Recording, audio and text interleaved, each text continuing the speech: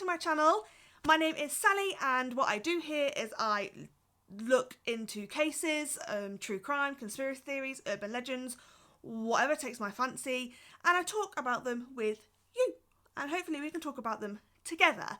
A few videos ago I announced that I was going to be starting some midweek mysteries because I find cases of disappearances and cases that are kind of mysterious really intriguing. So I wanted to start a series, and today's video is going to be the first in that series. Please remember to subscribe to my channel and hit that bell notification. It will let you know whenever I upload a video. My Slaughter Sunday series is obviously up on a Sunday at 7:30 p.m. and my midweek mysteries, I'm going to aim to get an episode out every week on a Wednesday. That's not a promise because things happen, but that is my plan going forward. So this episode will hopefully be released on Wednesday, which is obviously the middle of the week. Duh. And I wanted to start this series with a case that really bothers me. A case that I really want to be solved, and I want to know what happened to this woman because it drives me insane. And I'm talking about the case of Maura Murray. Maura Murray was a 21-year-old young lady who seemingly just vanished in the middle of the night on a dark road after leaving her college for an unknown reason, and nobody has ever heard from her since. And it just baffles me that somebody can just up and vanish and be never heard from again. There are obviously many theories about what happened to Maura, and we will talk about some of them in this video, but I don't know if any of them are right, and I obviously don't know where she is. So I just wanted to talk about it and bring some attention to this case. I first heard about this case about a year ago when I first started really delving into the true crime community. I've always had a passion for true crime and disappearances and urban legends and ghost stories. That's always been my thing.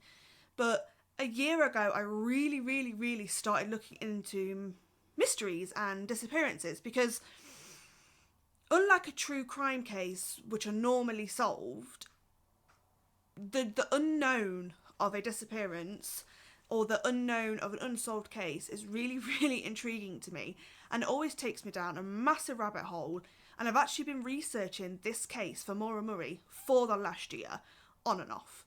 So I'm going to talk about it today, and hopefully in the future I'll be able to do an update video, hopefully with Maura being found, but I couldn't tell you right now what's going to happen. Also, I just want to say at the beginning of this video that everything I say is what I found online. There's no disrespect meant to her family, and I'm only saying what I've seen. Everybody's going to come to their own conclusion anyway because this case is unsolved, but I'm hoping to bring some more light to this case, and hopefully one day we'll be able to find out what happened to Maura Murray. So let's just jump into this case, shall we? And remember to let me know what you think at the end. Maura Murray was born on the 4th of May 1982. She was born in Hanson, Massachusetts. She is the fourth of 5 children to Fred and Laurie Murray. She has an older brother called Fred, 2 older sisters called Kathleen and Julie, and a younger brother called Kurt. So she's in the middle there. Maura is described as a happy and athletic girl. She's also known as a little bit of a goofball, and sometimes she could be quite shy. She just had many qualities to her. She wasn't set in this one specific group.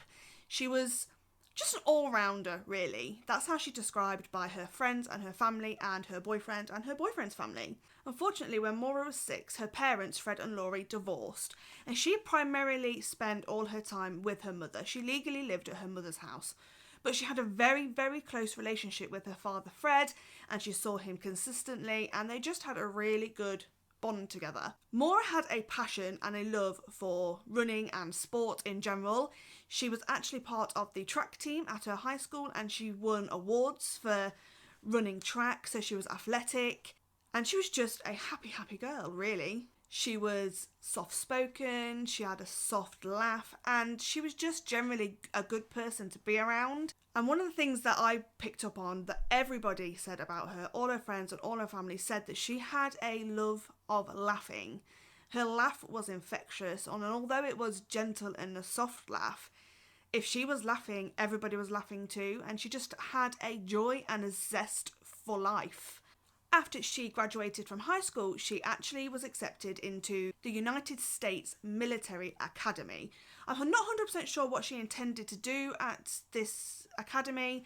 It's not known. However, she realised that this really wasn't for her, and after her first year she actually left and she went to another university. She ended up going to the Massachusetts Amherst College, and this is where she began to study nursing. It's also said that when she was at college she actually made it onto the dean's list, and in America this is a big deal. It shows that this person is good. They are good academically, they are a good person, and they're getting good grades, and it's basically an honour to be put on the dean's list. It means she's been recognised for her academic achievements. Maura also had a boyfriend called Billy Roche. He was stationed in Fort Sill in Oklahoma. He was part of the United States Army. Their relationship was incredible from what I could gather. They met in 2001 and they just clicked, and they had a very loving, very happy and very fun relationship.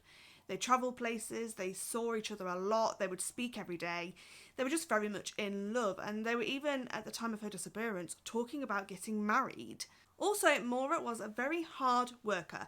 At the time of her disappearance, she actually had 2 jobs. She was a security guard at the college that she studied at, and she was also, within her nursing degree, she would have to go out on placements, and she would have to travel far and work really hard in these placements to be able to pass her course. So she worked really, really hard, and she really wanted to achieve her goal. At this point in her life, Maura didn't seem to have any issues at all. Nobody could say that she was depressed. Nobody could say she was having issues with any of her friends or family. So what happened to her becomes even more strange. So we're just going to take a look now into the timeline of the day that she disappeared. And there's a few things that I found were quite odd, but we will talk about them and see what we can see when we hear about this. I'm quickly going to touch on a few things that happened leading up to the day she disappeared. So in November of 2003, which is 3 months before she vanished, Maura was caught using a stolen credit card to buy food from a local restaurant where she was staying. We're not 100% sure why she did this or what happened, but it was discovered and she was charged with theft. But it's very strange because nobody knows why she did this, and nobody, or if they do, they haven't said why she did this. But she did, and the hearing for this was postponed until the December, providing that she didn't do anything else wrong and she didn't break any more laws. The case would actually then be dismissed 3 months later. So she didn't really get any kind of punishment for this crime, but it still begs the question as to why she did it and what actually happened that led up to her doing this, because it's really out of character for her.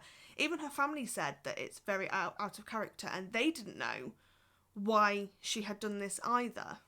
On the 5th of February 2004, just before she went missing, Maura was on her job as a security guard. When her supervisor came in, she noticed that Maura was upset, and she would ask Maura, "What's wrong? Are you okay?" And Maura would just say she was fine.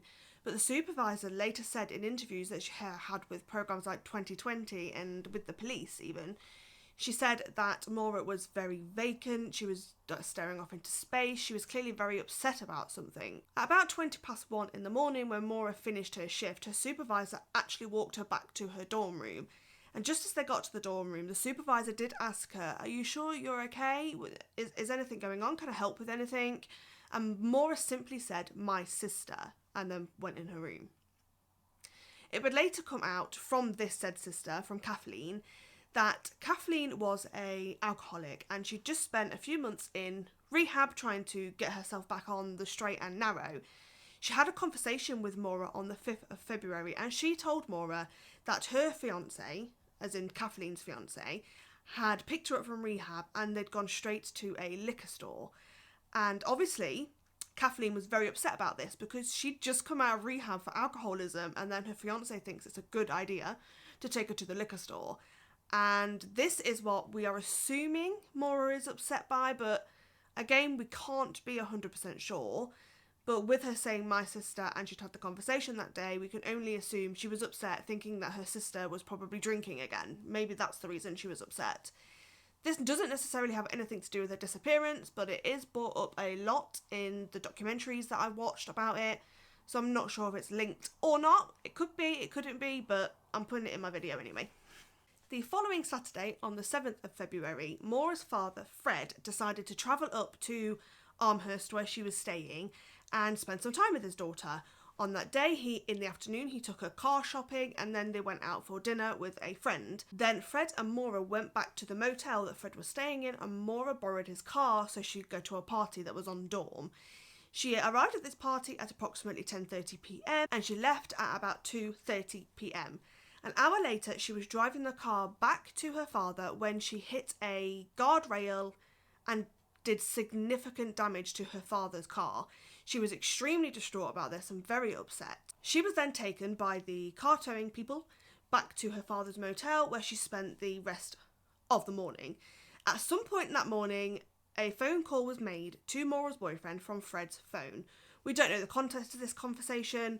It's probably nothing. She's probably just explaining about the accident and saying how she's fine and that kind of thing, but nobody has ever been open about what this conversation actually entailed, which again can be considered suspicious, but it's just probably a family thing that they didn't want to talk about. Later that morning, Fred discovered that the damage on his car would be covered by his insurance, so he took Maura back to her dorm and then he headed back home, which was a couple of hours away.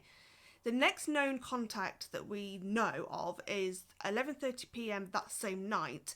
Fred called Maura and reminded her that she needed to go and pick up the car accident form that the police had filled in, and then he would call on Monday evening to fill in the insurance form with her and sort the accident form out, and it would all be sorted and it would all be done with. This is the last time Fred ever heard from his daughter. On Monday the 9th of February 2004, just after midnight, Maura logs onto her computer in her dorm room and does a couple of searches. She looks up directions for the Berkshires and for Burlington, which is in Vermont. And then she goes quiet. The next time anybody actually hears from her is 1 p.m. later that day. She emails her boyfriend saying how much she loves him and that she just doesn't want to talk to anybody right now, but she promised to call him later. Just after that email, she made a call inquiring about a condo in Bartlett. She had been here before with family. The family had vacated in this kind of area, and she made a call inquiring about this. The woman later stated that Maura seemed fine when she spoke to her, but she didn't end up booking the condo. And again, we don't know why. At 1:13 p.m, Maura made a telephone call to another nursing student. The contents of this phone call has never been released. We don't know what was said. And at 1:24 p.m, she emailed her nursing professor and told them that she would have to go out of town for a few weeks. She told her professors that somebody in the family had died and she was going back to deal with this. Again, it would later come out that there had been no death in the family, so why? Why did she say there was a death in the family?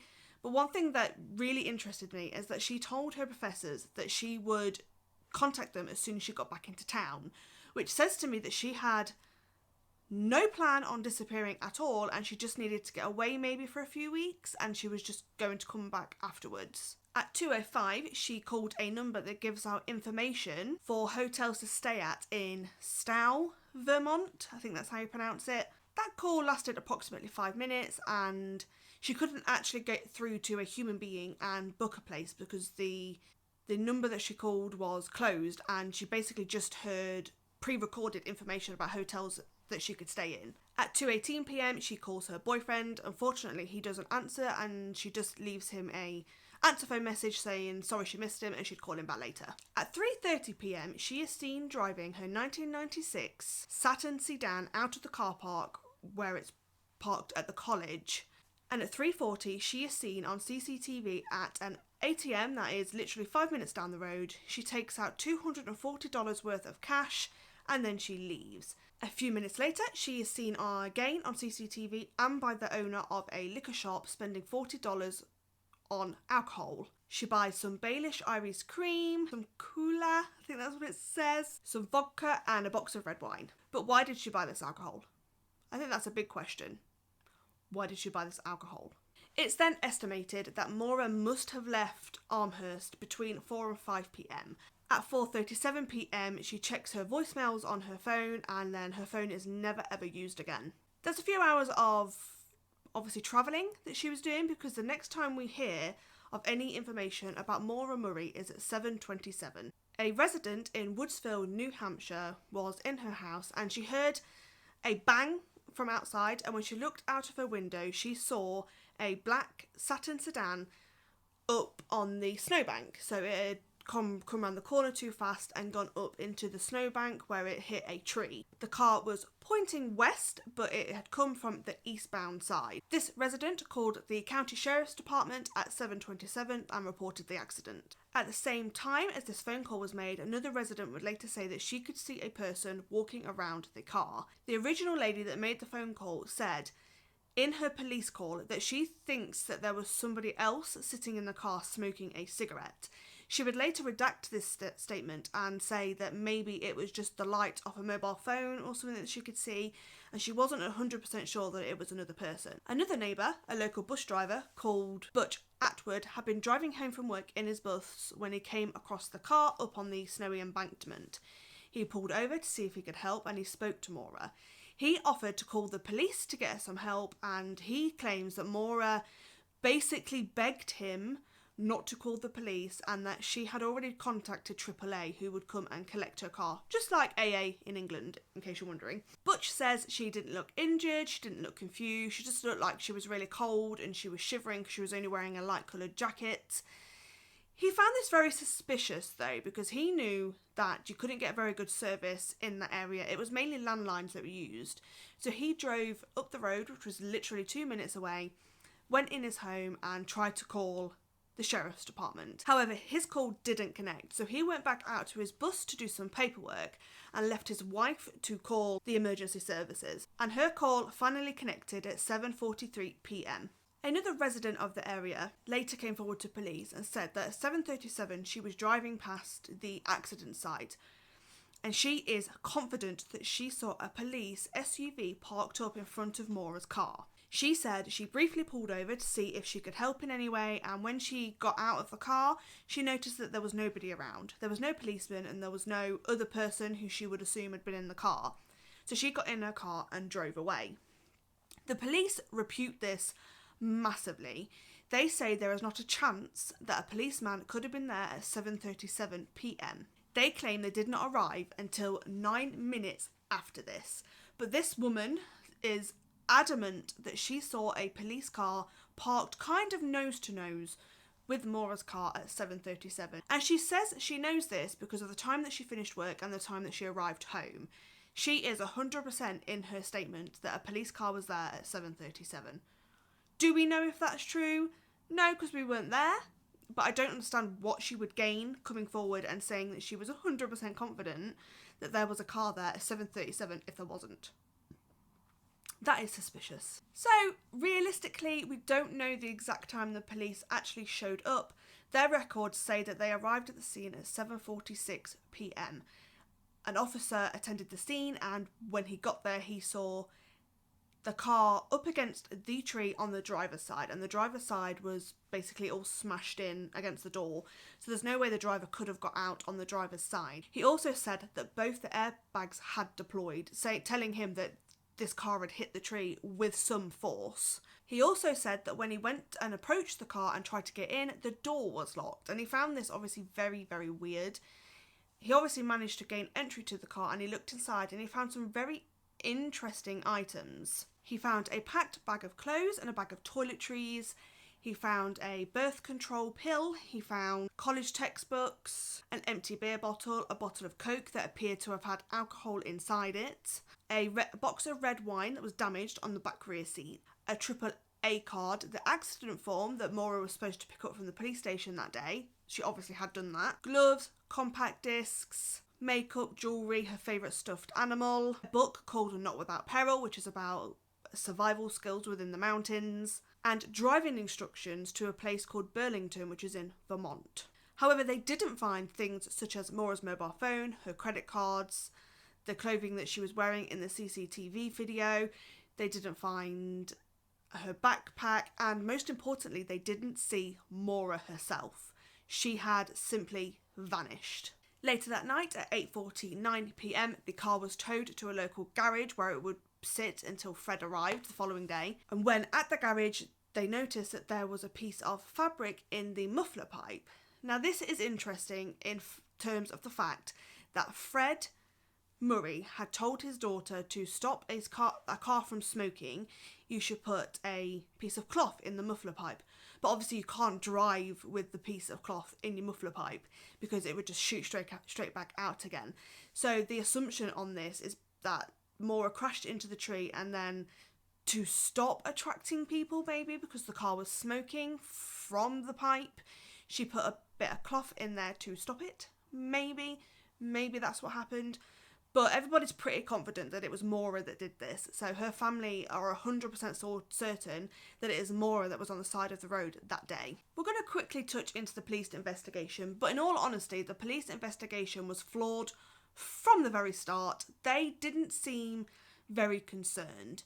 The day after her disappearance, they did release a BOLO report, so be on the lookout, and they described what Maura was wearing, her dark jacket, her jeans, and her black backpack. But they didn't seem to be worried about searching for her at this point. Because she was an adult, she had every right to go missing if she wanted to, is what they would say, despite the fact that she went missing in the weirdest of circumstances. The day after the crash is when Fred found out that his daughter was actually missing. The police did call him, but he wasn't at home at the time. He was away on business, so they left a voicemail, but he didn't get the voicemail. Anyway, his daughter Kathleen managed to find out that her sister was missing, and she called her dad to let him know. And then Fred immediately left where he was working and drove to New Hampshire to help find his daughter. I do just want to quickly point out that Fred made a comment to the police that would change their view of this completely. And Fred has already said he didn't think about what he was saying, but he wasn't necessarily being completely truthful. Although what he did say isn't a lie. I'll explain. Before you come at me, I'll explain. What he said to the police the day he arrived is that Maura had seemed depressed because she had caused all that damage to her dad's car. He wasn't saying that she was depressed to the point that she was going to go out and commit suicide, but this is exactly what the police took from that conversation. They would later do news reports and media things and say that she was an endangered citizen, basically. They said that she was possibly coming up there to either disappear or commit suicide. Her family and her friends and her boyfriend say that this is no possibility that she would ever try and take her own life because she loved life too much. And she was extremely close to her family, so she wouldn't put them through this kind of heartache. The New Hampshire Fish and Game all started to search for Maura 2 days after her final sighting. I cannot talk today and it's driving me bloody insane. Her mother couldn't come because she had fractured her ankle, but the police did bring in cadaver dogs and there was hundreds of searchers looking for Maura in the surrounding areas. They were going into the woods, they were going down the street, they were knocking on houses. The cadaver dogs... I have a real issue with cadaver dogs. And the reason I have an issue with cadaver dogs is because they can't fucking speak. And they're trained to alert to certain... Some are trained to alert to dead bodies, some are trained to react to scents or blood, things like that. But you can never be 100% sure that this is what they're alerting to. Let's just be honest right now. And they used one of the gloves in Maura's car to get the dog to pick up on the scent, and then he kind of walked a little bit up the road and stopped not too far away from the crash site. And this made the police believe that Maura had got into a car, either voluntarily or she'd been kidnapped. But again, we can't say for sure because Fred Murray said that he had bought his daughter those gloves the past Christmas. So a couple of months before, he had bought her these gloves. So he can't even be certain that she'd even wore these gloves, or if she had, she'd only wore them once. So he questioned the fidelity of whether these dogs were even reacting to the right scent. And I kind of agree with him. Also, on the 11th of February, Maura's boyfriend and his parents showed up in New Hampshire to help with the search and to talk to the police about Maura. One thing that really got me when I was listening to this is Maura's boyfriend obviously had to catch a flight from where he was stationed in Oklahoma to New Hampshire. So he turned off his phone. When he got to the airport in New Hampshire, he turned his phone back on, and while he was going through security, he realised he had a missed call and a voicemail. So he listens to this voicemail and he can hear what sounds like a woman panting and then whimpering. He is 100% confident that this is his girlfriend Maura. The family have appeared on a lot of media outlets since her disappearance. They've been on CNN and Good Morning America and things like this, just trying to bring coverage to Maura's disappearance. The police, however, they've done a couple of statements, but they are still under the assumption that she either left willingly or she's already committed suicide. They have continued to search for her body and search for her, but they haven't really put in the effort that you would expect them to put in. And the Murrays have always said that the police are very slow to reacting to leads and they can't understand why are they behaving in this way. Which brings up the question, was that police car there at 7:37 on the night that Maura disappeared? Because if she was, were the police trying to cover up for one of their own? Just a thought. The family continued to search for Maura for months, but by March they were forced to go home. They were exhausted and they'd exhausted all the leads they possibly could.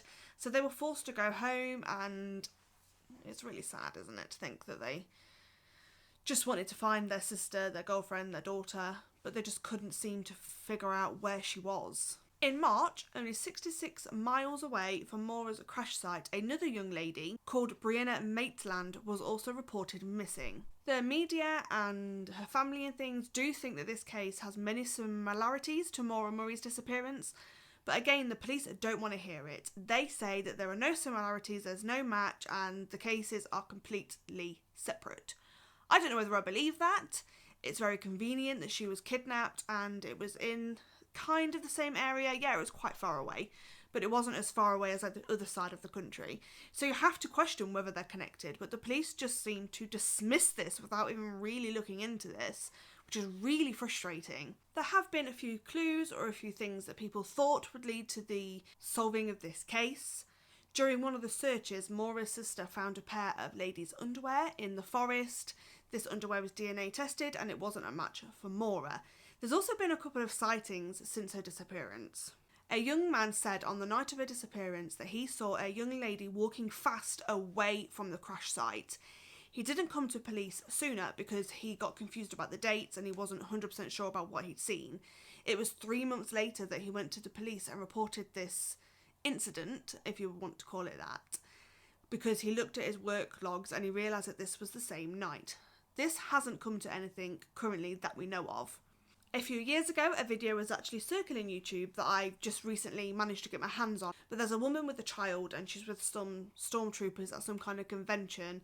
And people are claiming that this woman looks identical to Maura Murray. And I can kind of understand where they're coming from because it really genuinely does look a little bit like Maura. But the images themselves are not very clear at all. This did, however, bring up a rumour, and the rumour was that Maura was actually pregnant when she decided to disappear, and this is the reason she decided to disappear. And this would actually fit in with this video because the lady was a few years older and she had a child. And if you work backwards then look at this child, you could estimate the sort of age that this child is, and you could say that this child could fit the perfect age range to match up with this rumour. The thing that I don't understand with this is that the woman in this video has never come forward. So it does beg to question, is this Maura? And did she run away because she was pregnant and she was afraid of disappointing her family? I don't know whether I believe this because her family were very close, very supportive, and her boyfriend were very close as well. So I don't know why she wouldn't just tell him that she was pregnant. There's no indication that he would have been angry about this. So I don't know whether I believe that one or not. I'll let you make up your own mind on that. So I'm just going to quickly touch on the theories that have been going around. There's a few of them. The first is that, did she have an accident? Did she simply wander off and did she succumb to some kind of hidden injury, like a head injury, and just die in the forest? Or did she become confused for some reason, again maybe from an injury, and get hypothermia and died? Or did she come away just for a second and something bad happened to her.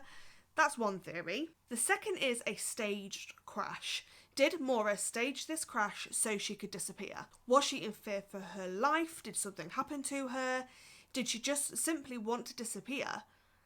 Was she pregnant with her boyfriend's child? Because she obviously made plans to go somewhere. She'd packed all of her belongings into her car and she was trying to book a hotel somewhere and looking into locations to stay.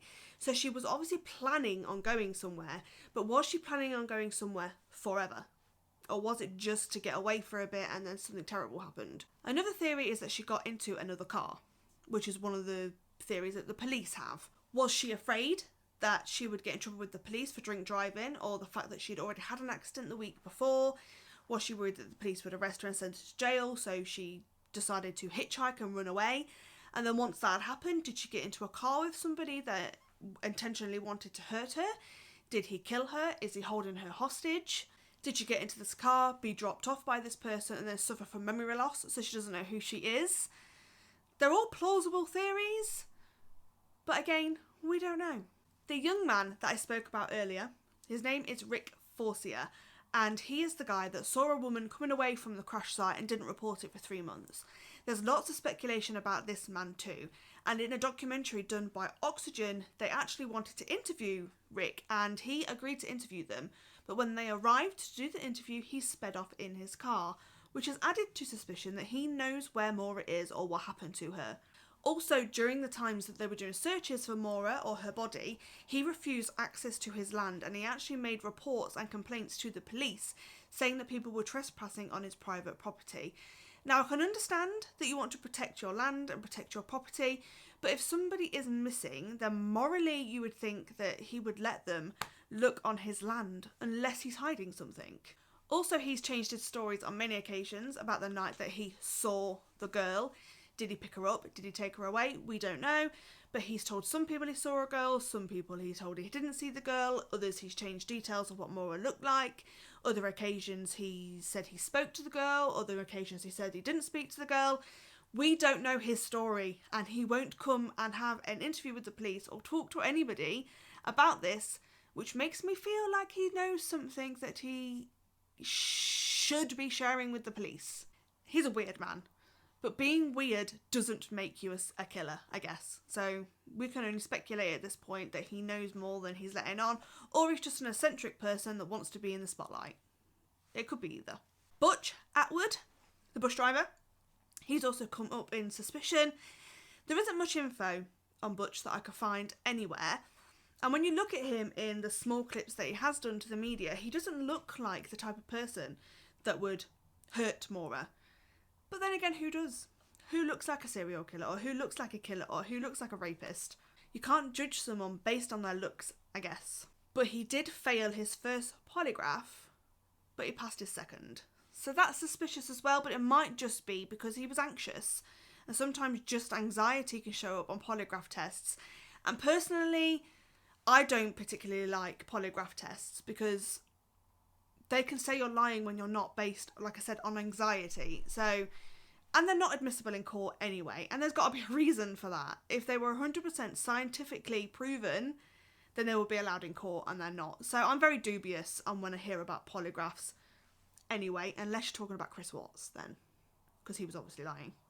I'm going to quickly show you a picture as well. You can see where Maura crashed her car, and you can see just a little bit further up where Butch Atwood's house is. I also do need to point out about the cadaver dogs, although I don't believe that they're 100% scientifically proven and they should be completely accounted on everything. It is known that when the dogs picked up on the scent of Maura from the glove, they tracked that scent all the way up and stopped just outside Butch's house. Now again, it could be because she got in a car, it could be because Butch kidnapped her. We don't know. And I'm not accusing Butch of doing anything wrong. The poor bloke is not here with us anymore. He passed away, so he can't defend himself. So I'm not going to sit here and slag him off and say that he's 100% the killer. Because to be honest, personally, I don't know. I don't know if he is, and I don't know if it isn't. I do find it suspicious that he tried to make a phone call to the police and then went back to his bus to do paperwork when it's dark outside and he knows that there's a girl down the road. I find that very odd. that does also give him a timeline of when he could have done something to Maura. But again, I'm not going to sit here and say I know 100% that Butch did something to her, because I don't know. It's just a suspicion. Also, I quickly want to talk about the A-frame house. Now, this has been a big theory that comes up on all of the Reddit accounts and everything that I've seen online. The A-frame house is mentioned. And if you don't know what the A-frame house is, it's a house that's a few miles away from the crash area.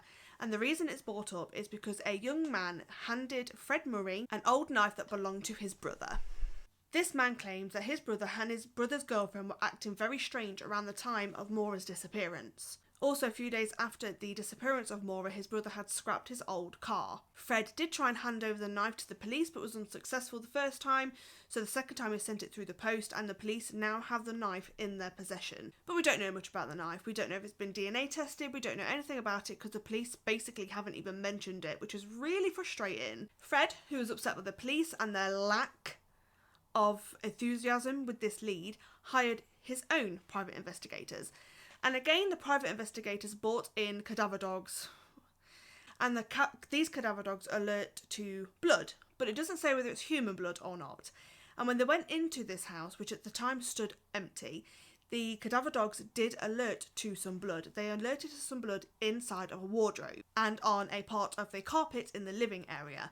In 2016, the documentary I was talking about earlier that was on Oxygen took a piece of the wall from inside the wardrobe and had it tested. This was confirmed to contain blood, but it wasn't confirmed as to whether this was human blood or animal blood. So we can't 100% say that it is human blood, and we can't say whether it's Maura's blood or not, because that hasn't been DNA tested for that yet, as I know of.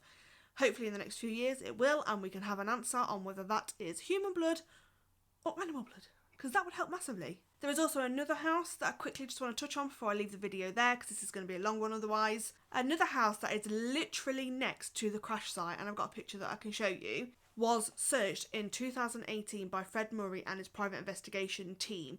And the reason they managed to gain entry into this house is basically because of the location from the crash site, and it hadn't been searched, nobody had asked to search, and it was privately owned. But eventually they did get access to this house, and again they took the dogs, and the dogs alerted to something within that basement. The police were then approached, and eventually in 2018 the police did follow through with this. They dug up the basement floor and they dug about 3 foot underneath the concrete, but they couldn't find anything. However, the family think that they didn't do the job right. First of all, they wouldn't allow any of the family members into the location to watch what they were doing. It wouldn't hurt just having one person in there to make sure they're searching in the correct places that they discovered. Also, they didn't search under a bit of the basement that was covered by like an oil tank. They kind of just left that as it is.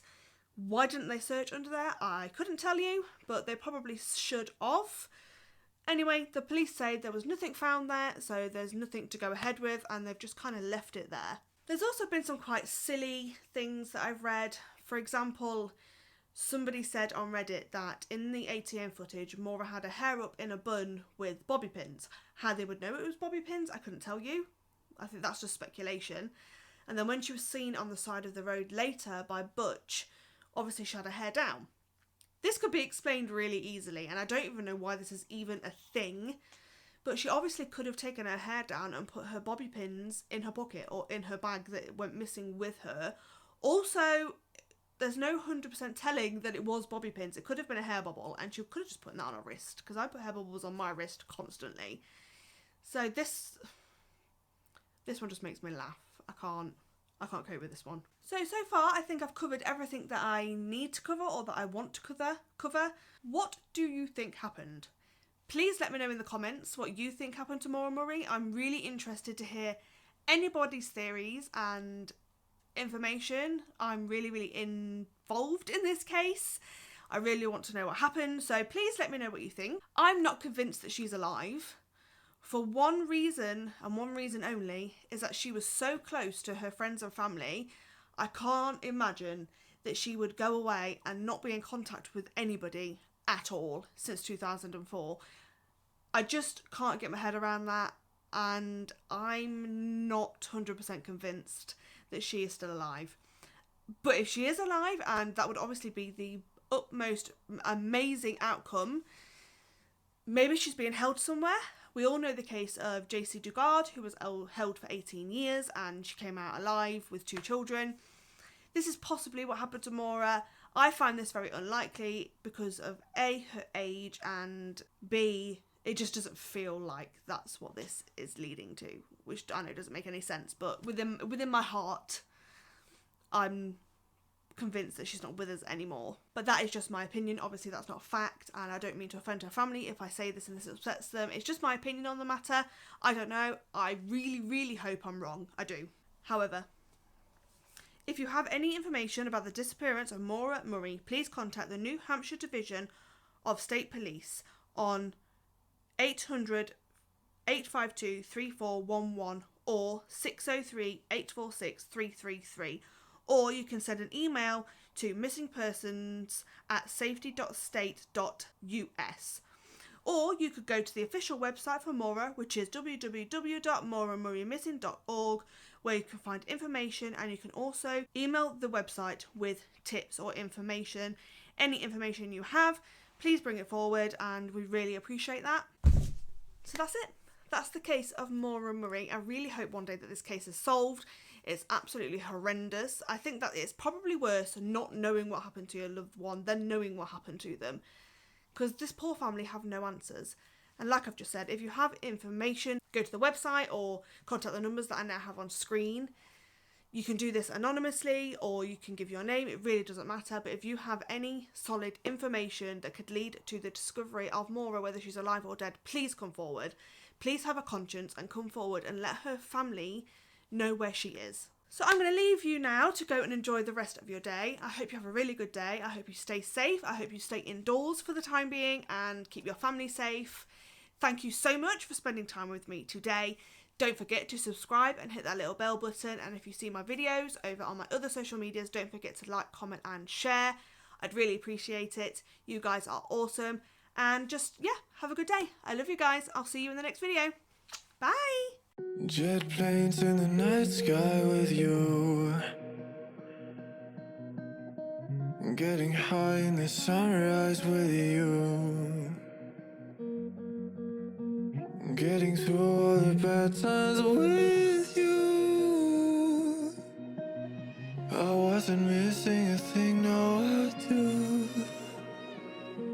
And I wish that I could build a time machine, 'cause time moves on, and now you're gone. Oh, if only I could build a time machine, I'd come and get you. I can't forget you. I miss you, I miss you, I miss you all the time. I wish that, I wish that, I wish that you were mine. I miss you, I miss you, I miss you all the time. I wish that, I wish that, I wish that you were mine.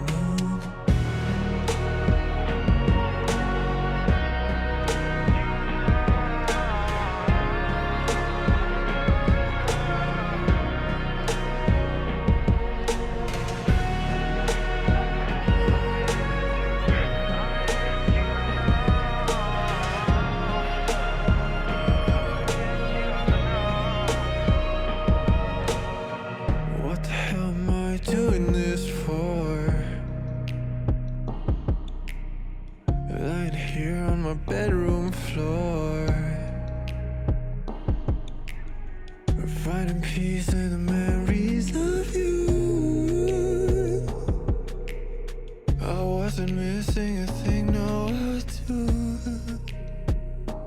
And I wish that I could build a time machine, 'cause time moves on, and now you're gone. Oh, if only I could build a time machine, I'd come and get you.